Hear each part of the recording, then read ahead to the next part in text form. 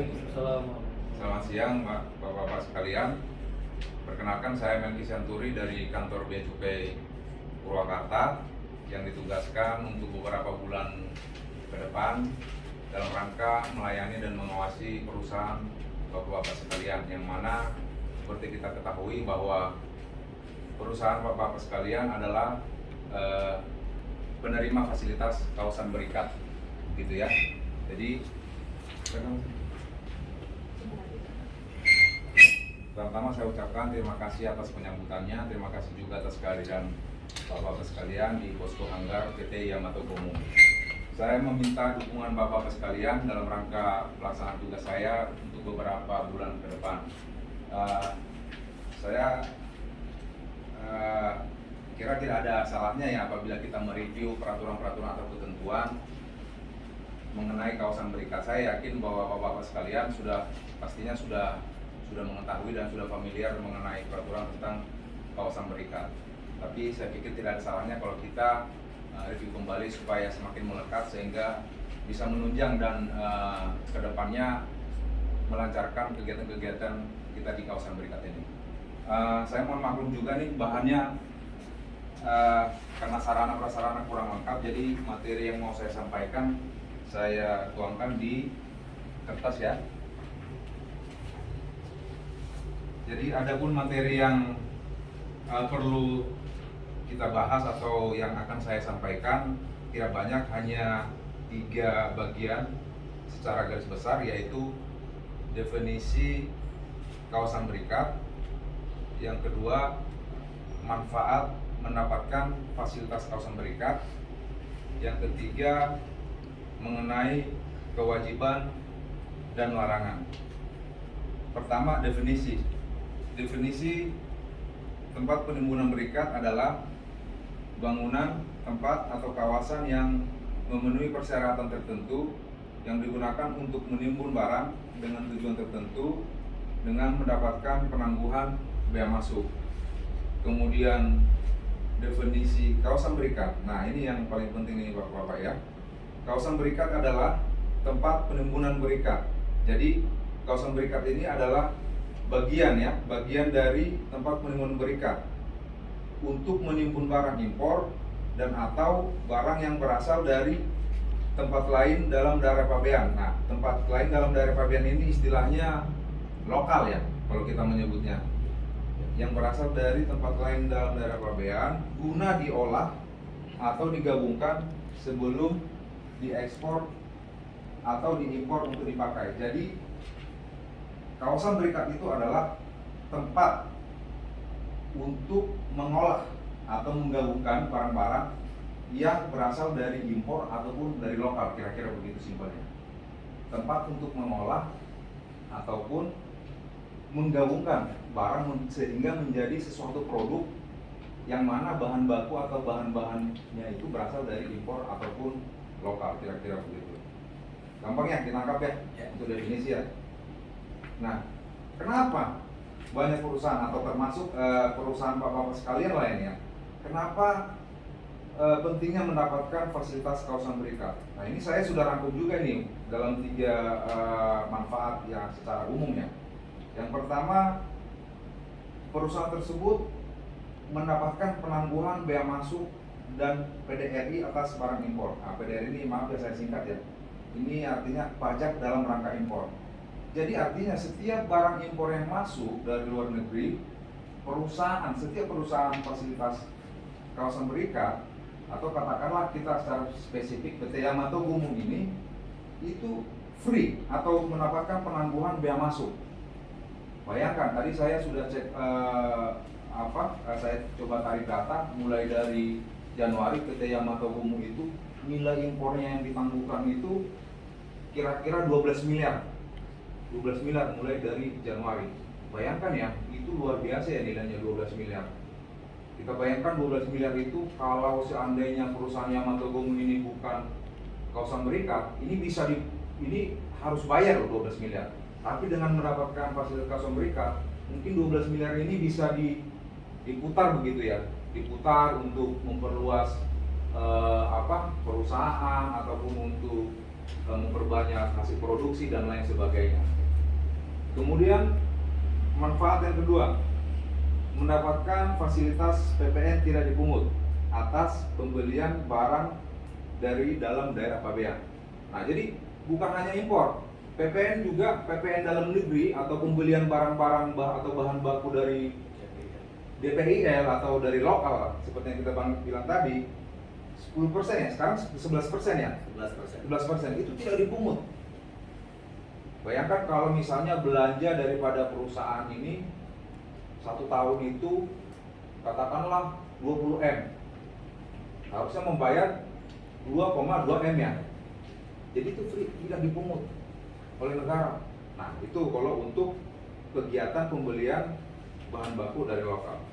Kemudian manfaat yang ketiga, mendapatkan kemudahan prosedur impor dan ekspor. Nah, jadi ketika perusahaan kawasan berikat mengimpor barang, contoh katakanlah, kebetulan di kita ini produknya karet ya. Yeah. Nah, kalau untuk bahan bakunya itu apa saja ya?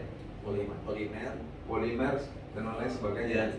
Ya, atau misalnya saya contohkan perusahaan tekstil lah ya, tekstil atau garment. Kalau perusahaan garment itu mengimpor bahan bakunya kain, itu kain kan kalau kena peraturan dari perdagangan. Kalau misalnya suatu perusahaan mengimpor kain, itu harus ada izin dari perdagangan. Tetapi kalau misalnya perusahaan itu berstatus kawasan berikat, itu nggak perlu. Nah, jadi itu di situ salah satu kemudahannya, yaitu tidak perlu lagi dia memenuhi ketentuan larangan impor ataupun pembatasan impor. Gitu.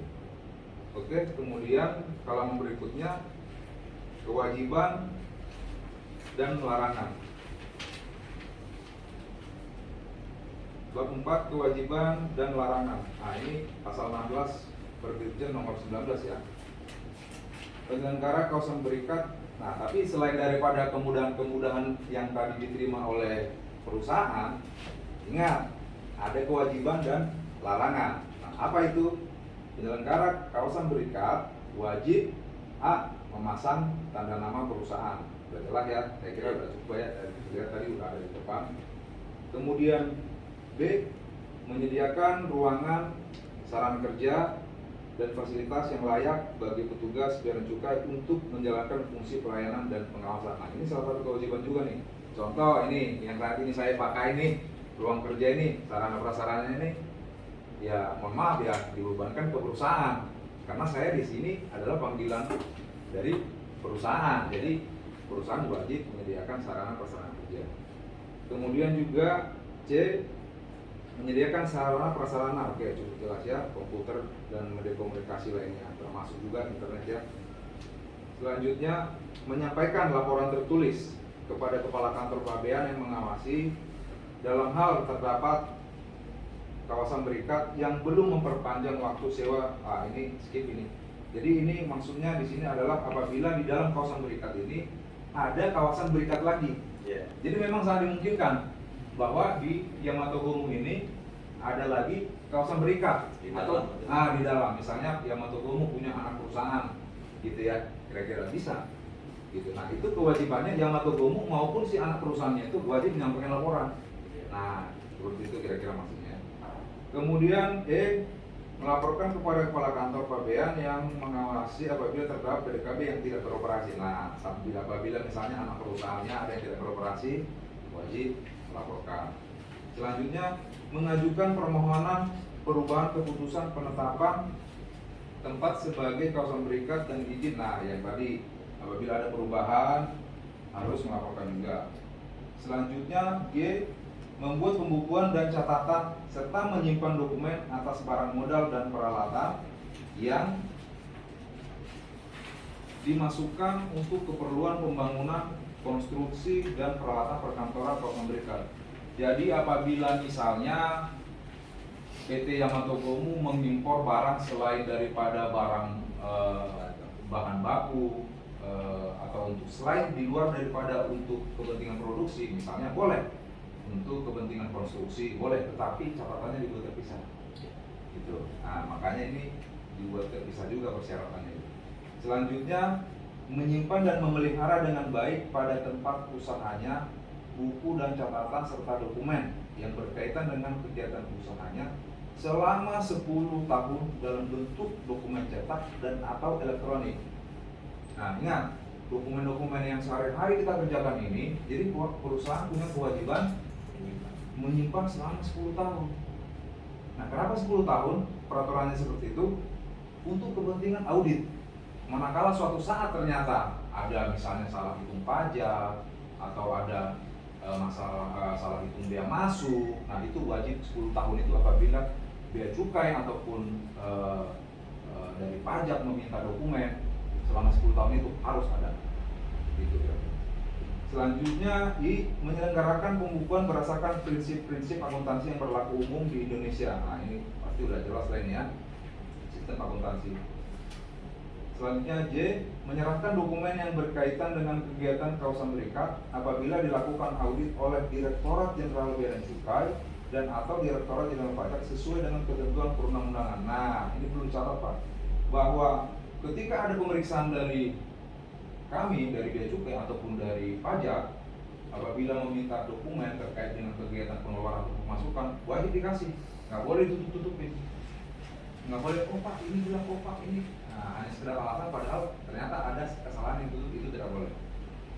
Pasal 17, pengusaha kawasan atau PDKB wajib, nah ini wajib memasang tanda nama perusahaan sebagai pengusaha. Oh ini tadi yang tadi ya, yang A ya, sama ya. B, menyediakan sarana prasarana, oke. Kemudian nah yang C, mendaya gunakan teknologi informasi untuk pengelolaan pemasukan dan pengeluaran barang, inventory. Nah ini udah tahu ya, inventory artinya mencatat setiap kegiatan pengeluaran dan pemasukan barang ke dalam sistem persediaan barang. Yang, nah ada syaratnya di sini, yang satu merupakan subsistem dari sistem informasi akuntansi yang menghasilkan informasi laporan keuangan. Yang kedua, dapat diakses untuk kepentingan pemeriksaan oleh Direktorat Jenderal Bea dan Cukai serta Direktorat Jenderal Pajak. Nah, makanya kita dikasih juga user dengan password ya. Nah, itu untuk kepentingan itu. D, mendayagunakan CCTV. Nah, di sini saya lihat sudah ada CCTV, oke, bagus. E, mengajukan permohonan perubahan izin pengusaha kawasan berikat atau PDKB kepada kepala kantor wilayah atau kepala kantor pelayanan utama apabila terdapat perubahan data yang tercantum di dalam izin pengusaha kawasan berikat atau izin PDKB. Nah, ini mengajukan apabila ada perubahan struktur organisasi ataupun jabatan-jabatan atau orang-orang yang orangnya berganti. Contoh di sini pimpinan tertinggi siapa Pak? Direktur utama siapa? Kyoji ya. Nah misalnya Kyoji-nya ternyata balik ke Jepang gitu, atau tidak bisa melaksanakan tugas lagi, atau ada pergantian memegang rapat memegang saham gitu. Nah itu harus dilaporkan ke bea cukai. Itu dilakukan perubahan skep. Oke, selanjutnya melakukan pencacahan terhadap barang-barang yang mendapat fasilitas kepabeanan, cukai dan perpajakan dengan mendapatkan pengawasan dari kantor pabean yang mengawasi paling kurang 1 kali dalam kurun waktu 1 tahun.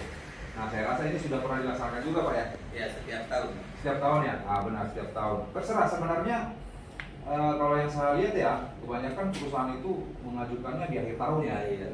Di akhir tahun ya. Sebenarnya nggak harus akhir tahun. Betul, karena mungkin kan perusahaan itu stok oknam gitu kan sebagai dasar awal nantinya Pak. Nah, biasanya seperti itu Pak. Jadi mereka berpikir mengajunya ke tahun kalender ya. Nah, iya. Oke, masuk akal ya. Kemudian menyimpan dan memelihara dengan baik pada tempat usahanya buku dan catatan serta dokumen yang berkaitan dengan kegiatan usahanya selama 10 tahun. Nah, seperti yang tadi ya. Menyelenggarakan pembukuan mengenai pemasukan dan pengeluaran barang ke dan dari kawasan berikat serta pemindahan barang dalam kawasan berikat berdasarkan prinsip-prinsip akuntansi. Oke. Selanjutnya, menyerahkan dokumen yang berkaitan dengan kegiatan kawasan berikat apabila dilakukan audit. Oke. Next, D, menyampaikan laporan keuangan perusahaan dan atau laporan tahunan perusahaan kepada kepala kantor pabean. Oke. K, menyampaikan laporan atas dampak ekonomi dari pemberian fasilitas kawasan berikat yang paling sedikit memuat informasi mengenai nilai fasilitas fiskal yang diberikan, nilai investasi, jumlah tenaga kerja, dan nilai penjualan hasil produksi kepada kawasan pemberian 1 tahun sekali. Nah, ini sedikit saya jelaskan ya. Ini maksudnya ini adalah kenapa perusahaan diwajibkan melaporkan dampak ekonominya supaya pemerintah bisa mengukur sesuai nggak sih dengan penangguhan biaya masuk atau fasilitas perpajakan yang dikasih.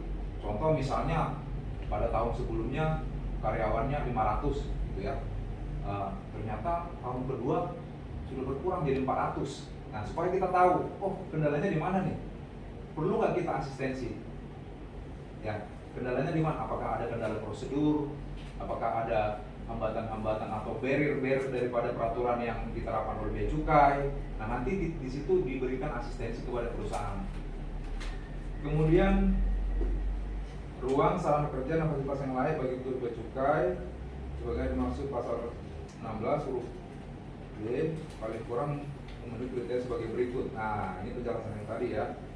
Memiliki akses untuk memonitor aktivitas pengeluaran dan pemasukan barang. Ya, saya lihat di sini sudah ada ya, monitor CCTV.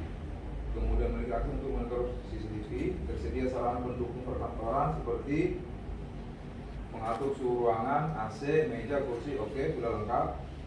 Juga tersedia komputer personal, oke, komputer sudah ada. Tersedianya sarana komunikasi akses internet. Nah, ini salah satunya. Saya kalau bisa minta jangan macet-macet ya komputernya ya.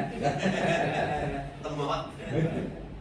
Kemudian F, sarana dan prasarana untuk menunjang pelaksanaan pekerjaan berupa ruang istirahat dan toilet, oke, sudah ada. Dan kebersihan, oke, sudah memadai juga. Yang kedua, dalam hal di lokasi penyelenggara KB terdapat satu atau lebih PDKB penyediaan ruangan bagi petugas bea cukai sebagaimana supada. Ayat 1 dilakukan oleh penyelenggara kawasan berikatnya, oke. Kemudian pasal 19, teknologi informasi untuk pengelolaan pemasukan dan pengeluaran barang atau inventory sebagaimana dimaksud dalam pasal 17 huruf C paling kurang memenuhi kriteria sebagai berikut: memenuhi subsistem yang tidak terpisahkan dari sistem informasi akuntansi yang digunakan menghasilkan informasi laporan keuangan. Oke. Kalau di sini sudah memenuhi Pak ya, kategori A ya. Oke. B, digunakan secara kontinu real time sesuai sistem pengendalian internal atau SPI di kawasan berikat yang bersangkutan. C, paling kurang berisi informasi mengenai 1. Pemasukan barang, 2. Pengeluaran barang, 3. Penyesuaian, 4. Saldo. Jadi inventory itu memang harus menggambarkan ya, harus menggambarkan pemasukan, pengeluaran, penyesuaian, dan saldo barang. Kemudian D, dapat menghasilkan laporan yang dapat diakses secara online dari kantor pabean. Nah, ini maksudnya seperti yang tadi kita diberi akses. Jadi kita bisa akses, walaupun saya misalnya nggak di sini nih, saya lagi bertugas di kantor ya. Orang kantor juga harus bisa buka inventory sama CCTV-nya PT yang masuk ini. Kemudian laporan pemasukan barang per dokumen dapat, oke, ini skip ya, halaman selanjutnya.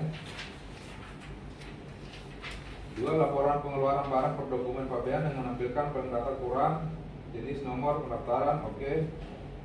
B. Nomor dan tanggal bukti pengeluaran barang di perusahaan.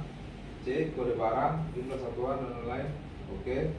3. Laporan pertanggungjawaban mutasi barang, bahan baku, bahan penolong, barang dalam proses work in process, hasil produksi, barang modal, barang untuk keperluan penelitian dan pengembangan perusahaan kawasan berikat, bahan bakar, bahan perkantoran, dan sisa dari proses produksi dengan menampilkan data paling kurang, kode barang, jumlah saldo, dan selanjutnya. E. Mencatat riwayat perekaman dan penelusuran kegiatan pengguna. F. Memiliki kemampuan untuk penelusuran posisi barang. G. Pencatatan hanya dapat dilakukan oleh orang yang memiliki akses khusus atau authorized access. Oke, selanjutnya. A. Perubahan pencatatan atau perubahan data hanya dapat dilakukan oleh orang sesuai dengan kewenangannya. Jadi inventory daripada PT Yamato Gomu nggak sembarangan ya, tidak boleh sembarangan.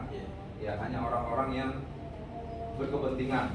Gitu, jangan sampai nanti orang-orang karena ini menyangkut kerahasiaan data ya, data perusahaan ya, karena kami juga harus menjaga gitu. Kami juga nggak boleh sembarangan ngasihnya, termasuk di dalam perusahaan harus menjaga datanya sendiri. Jadi harus dapat menggambarkan keterkaitan dengan dokumen pabeanan dengan mencantumkan data, nomor, jenis, dan nama pemberitahuan pabean. Pasal 20, CCTV sebagaimana dimaksud dalam pasal 17D paling kurang memenuhi kriteria sebagai berikut. Dipasang pada lokasi sebagai berikut. 1. Pintu pemasukan dan pengeluaran, oke, saya lihat tadi sudah ada. Yang kedua, pembongkaran barang, oke, sudah ada. Yang ketiga, pemuatan barang. 4. Penimbunan bahan baku. 5. Penimbunan hasil produksi. 6.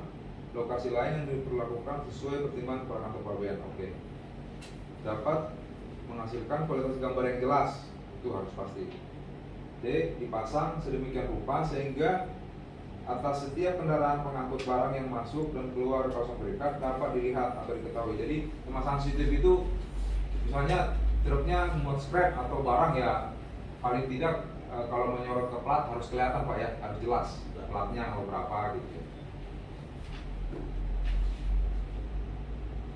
Dipasang sedemikian rupa sehingga atas setiap kendaraan pengangkut barang yang masuk atau keluar kawasan berikat dapat dilihat dan diketahui gambar yang menunjukkan spesifikasi, spesifikasi kendaraan dan tanda pengaman. Nah, jadi bukan hanya spesifikasi barang, tanda pengaman. Karena kalau kita pengiriman barang ataupun pemasukan barang dari kawasan berikat sesama kawasan berikat kan ada segel tuh. Nah, jadi harus terlihat jelas juga itu maksudnya. Oke, Bapak-Bapak sekalian, tidak banyak-banyak, singkat saja, hanya poin-poinnya aja. Semoga apa yang saya sampaikan ini bermanfaat. Ya walaupun saya yakin ya Bapak-Bapak sekalian, karena kan di bagian eksim, manajer eksim dan juga bawahannya, saya yakin karena ini sudah tugas dari para Bapak-Bapak sehari-hari, saya yakin kalian sudah memahami lah. Tapi tidak ada salahnya kalau kita mereview kembali karena saya juga harus belajar dan membaca lagi supaya saya ingat gitu ya. Untuk kelancaran pelaksanaan tugas saya ke depan tidak akan terlaksana atau tidak akan lancar apabila tidak ada dukungan dari Bapak-Bapak sekalian. Jadi saya mohon kita sama-sama menyadarilah apa artinya kawasan berikat ini, bahwa betapa besar kepercayaan negara yang diberikan kepada PT Yamato Gomu atas insentif perpajakan yang diberikan. Jadi mari kita sama-sama menjaga. Sebisa mungkin kita melaksanakan kegiatan kita atau proses bisnis di sini berdasarkan ketentuan atau peraturan yang ada ya Bapak ya. Saya kira demikian. Mungkin ada yang mau ditanya atau ada hal yang kurang jelas kalau Bapak? Boleh tanya satu aja? Ya. Ini terkait dengan dokumen yang bisa dimusnahkan dengan 10 tahun ya, jangka waktu 10 tahun. Oh yang tadi ya, 10 tahun ya. Baik. Itu kan atau yang sudah diaudit lah intinya ya. Ya, yang sudah diaudit. Nah sekarang gini, kalau misalnya ada 10 tahun tapi udah lebih dari 10 tahun belum diaudit, apa itu memang bisa untuk dimusnahkan? Boleh. Satu, oh boleh. Boleh. Nah, apa itu untuk semua jenis dokumen? Apa khusus untuk bahan baku atau barang modal saja dalam dokumen itu? Kalau dari penjelasan di sini sih nggak ada penjelasan ya, hanya dibuat 10 tahun dalam bentuk dokumen, cetak dan atau elektronik. Pemahaman saya boleh. Nggak, jadi maksud saya gini, kalau misalnya barang modal itu walaupun dokumen itu lebih dari 10 tahun karena barang modalnya ada, masih ada, apa itu dokumennya harus boleh dimusnahkan atau memang itu kekecualian? Di sini dibikin ya, menyimpan dan memelihara dengan baik pada tempat usahanya buku. Lihat itu dulu kali, lihat nilainya, nilai asetnya. Pencatatan serta dokumen yang berkaitan dengan kegiatan usahanya selama 10 tahun dalam bentuk dokumen cetak dan atau elektronik, gitu ya. Mungkin nanti kita bisa bawa ke kantor ya, kita tanyakan lagi ya, karena saya nggak mau galau menjawab, saya bilang boleh ya. Tapi kalau misalnya dari ininya sih harusnya boleh ya, kalau pribadi ya. Tapi untuk jalan nanti saya bawa ke kantor ya. Mungkin ada yang lain, Bapak? Cukup ya? Cukup. Oke, terima kasih Bapak sekalian. Tralala Kedilili. Saya mohon pamit undur diri. Wassalamualaikum warahmatullahi wabarakatuh. Waalaikumsalam.